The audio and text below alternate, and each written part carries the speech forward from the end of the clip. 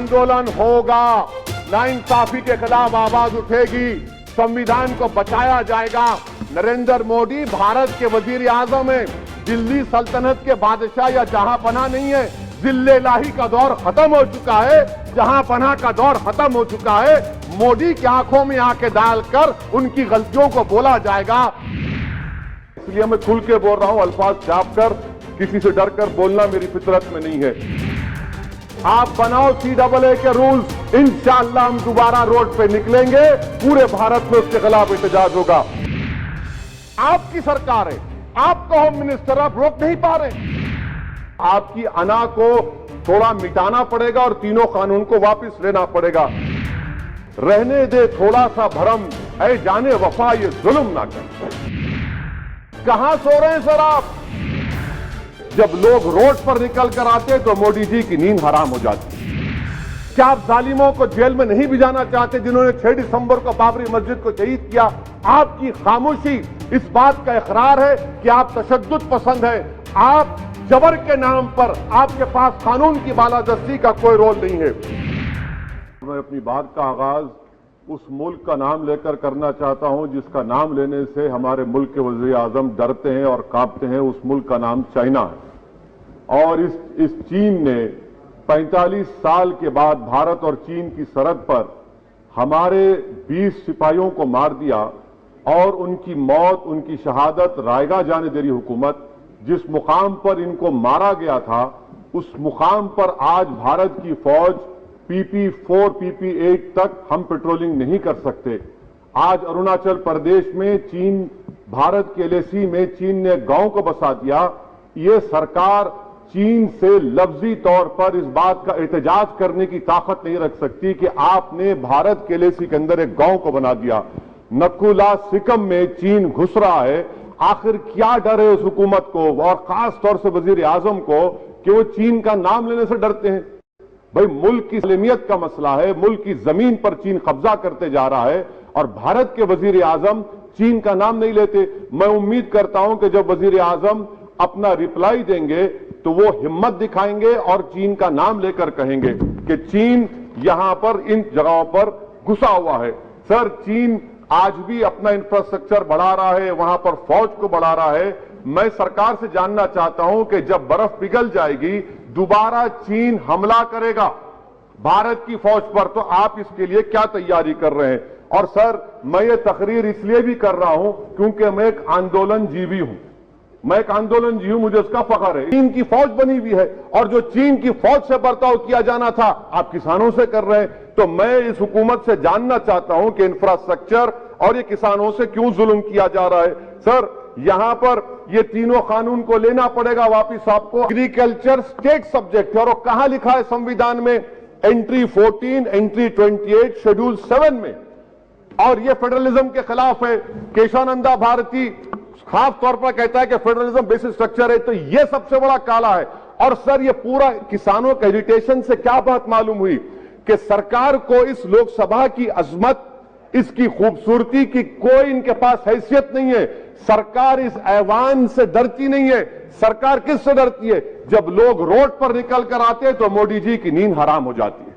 तो वही आप पैगाम दे रहे हैं कि लोग रोड पर निकले तो सरकार कहती है कि हम 1.5 साल तक कानून को मुलतवी कर देंगे। अरे आप कैसा बोलते? क्या इस ऐवान की तौहीन नहीं है? क्या आप यहां पर कानून अपनी ताकत की बुनियाद पर बनाते हैं और इस लोकसभा की अजमत को निस्तनाबूद कर देते हैं? तो ये बात आपने पैगाम दी कि जब लोग रोड पर निकल कर आते आप डरते हैं। आप बनाओ CAA के रूल्स, इंशाअल्लाह हम दोबारा रोड पे निकलेंगे, पूरे भारत में उसके खिलाफ एहतजाज होगा।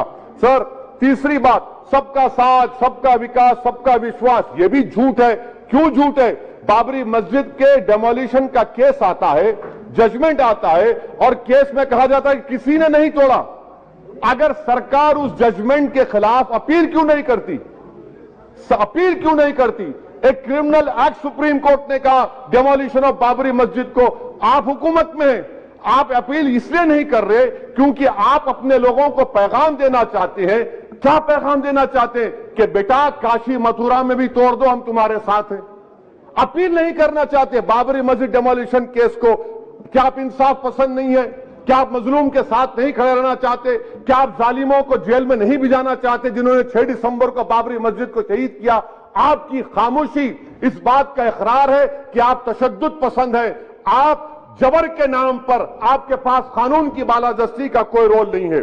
سر چوتھا پوائنٹ، آندولن جیوی پیراسائٹ. سر جمہوریت کی بقا کے لیے، سمویدھان کی بقا کے لیے آندولن کرنا ضروری ہے، اور وزیر اعظم یا کوئی برسر اقتدار جماعت کے لوگ اگر آندولن جیوی پیراسائٹ کا لفظ استعمال کریں گے تو میں یاد دلانا چاہتا ہوں سر آپ کے ذریعے سے اس حکومت کو کہ ہٹلر نے جرمنی میں یہودیوں کے خلاف ان کو کاکروچز کا، ٹرمائٹس کا، اس کے بعد 20 ملین آپ دیکھتے ہیں کہ 2 ملین سے زیادہ یہودیوں کو گیس کے چیمبر میں ڈالا گیا. اس طرح کے الفاظ استعمال کرنے سے کیا آپ بھارت میں وہی جرمنی کی تاریخ کو دہرانا چاہتے ہیں؟ اور سر آپ سن لیجئے. جی سر تھوڑا بہت کیا سر بولتے سمے میں. ہاں سر. جی سر آپ آگے نا سر، آپ پروٹیکشن ہے مجھے، اب تو کوئی فکر کی بات نہیں، اور کھل کے بول سکتے سر. آپ آگے سر، اسپیکر آگے سر، اب تو کیا ہے سر، آپ ہمارے لیے ہیں. سر یہاں پر آندولن جیوی، آندولن نہیں کرنا. ارے کسی شاعر نے اچھا کہا تھا کہ جس میں نہ ہو انقلاب موت ہے وہ زندگی، روح وم کی حیات کشمکش ہے انقلاب. سر اب فارن پالیسی پہ آ جائیے. کسی اینا مینا ڈیکا نے ٹویٹ کیا، آپ نے پریشان ہو گئے. اینا مینا ڈیکا نے ٹویٹ کیا، آپ کھڑے ہو گئے. ارے کون سی فارن پالیسی ہے آپ کی؟ بھارت کے اطراف میں جتنے پڑوسی ہیں، چین حملہ کیا، کون سا ایک پڑوسی ہے جو چین کے خلاف بولتا ہے؟ بتائیے. کوئی نہیں بولتا، منہ نہیں کھولتا. سری لنکا میں آپ پورٹ بنا رہے ہیں، کس کے ساتھ؟ جاپان کے ساتھ. کس کو کام مل رہا تھا؟ آپ کے نور نظر کو، آپ کے نور نظر کو، آپ کے چہیتے نور نظر کو. سری لنکا نے کہا ہم بھارت کو نہیں بنانے دیں گے ٹرمینل پورٹ یہاں پر. آپ بتائیے فورن پالیسی. سر نیپال کا وزیر اعظم کہتا ہے کہ بھارت سے تعلقات اس وقت تک بحال نہیں ہوں گے جب تک کہ بھارت نیپال کی زمین واپس نہیں کرتا. کہاں سو رہے ہیں سر آپ؟ پڑوس میں کوئی ہمارا دوست نہیں ہے. چین بنگلہ دیش سے کووڈ کی بات کرتا ہے، افغانستان سے امریکہ چھوڑ کر جا رہا ہے. کیا آپ کے پاس کوئی پالیسی ہے غنی حکومت کو سپورٹ کرنے کی؟ آپ کے پاس کوئی پالیسی نہیں ہے. اچھا سر ایف ڈی آئی کا مطلب اب سمجھاتا ہوں میں. ایف ڈی آئی کا مطلب یہ ہے کہ 5 فروری کو بریڈ شرمن جو امریکہ کے ریپرزنٹیٹیو، ان کے پاس بھارت کے امریکہ کے سفیر گئے تو بریڈ شرمن نے ٹویٹ کر کہا کہ بھارت سرکار کو انٹرنیٹ کھولنا چاہیے، بھارت سرکار کو پیسفل پروٹیسٹ کرنا چاہیے. کون ہوتا ہے بریڈ شرمن جو بھارت کو سکھائے؟ یہ ایف ڈی آئی ہے. اور بھارت سرکار کا ڈپلومیٹ ایمبیسڈر بیٹھ کر ان کا لیکچر سنتا ہے، اور اس کے بعد کیا ہوتا؟ 3 دن کے بعد آپ کشمیر میں انٹرنیٹ کھول دیتے ہیں. یہ آپ ایف ڈی آئی کر رہے ہیں، ہم نہیں کر رہے ہیں. اچھا بات کشمیر کی آئی. کون ہے امتیاز، کون ہے ابرار، کون ہے ابرار؟ ان کو شوپیان میں انکاؤنٹر پر مار دیا گیا، پروف ہو گیا. اور بریگیڈیئر آرا سیکٹر کا جس نے ان کو ٹیررسٹ کہہ کر مارا، اس کو ایوارڈ دیتے ہیں آپ. سر ان مرنے والے کشمیریوں کے لیے کون روئے گا؟ کیا وزیر اعظم روئیں گے؟